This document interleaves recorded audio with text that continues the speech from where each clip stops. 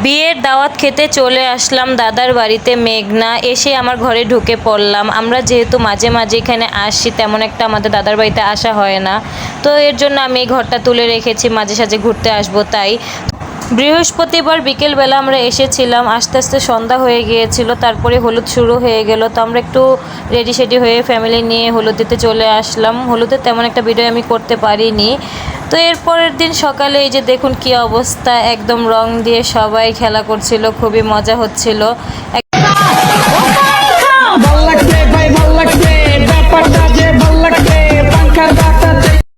গ্রামের বাড়ির বিয়েতে আসলে এই জিনিসগুলি খুব মজা লাগে। এই তো দেখতে পাচ্ছেন সবাই একদম রং টং দিয়ে কি অবস্থা, খুবই মজা লাগছিল। ফ্যামিলির সবাই ছিল, সবাই বেশ মজা করছিল।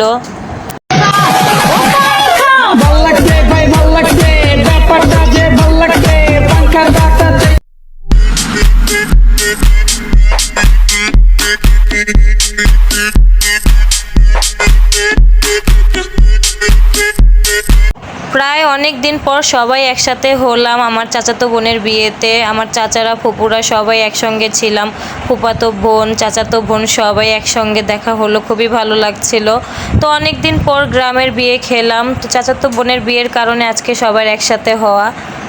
আমার জেঠি আমার চাচাকে রং লাগিয়ে দিচ্ছিল। ওইখানে আমার আব্বু আর আমার ফুপুদের অবস্থা দেখুন। এই যে আমার আব্বুকে রং লাগিয়ে দেওয়ার কারণে আমার আব্বু রাগ হয়ে গিয়েছে।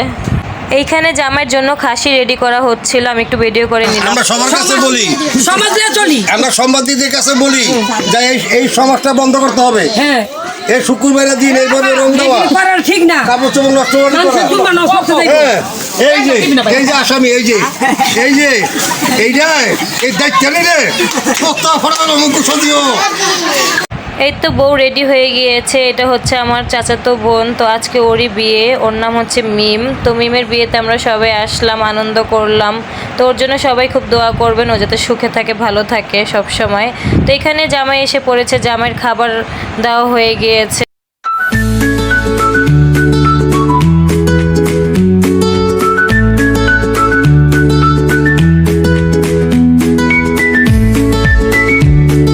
এগুলো হচ্ছে সব জামাইয়ের বাড়ির লোক, তারা খাসিটা খাচ্ছিল। তো আমরা একটু মজা করার জন্য ভিডিও করছিলাম, বিয়েদের সাথে দুষ্টামি করছিলাম।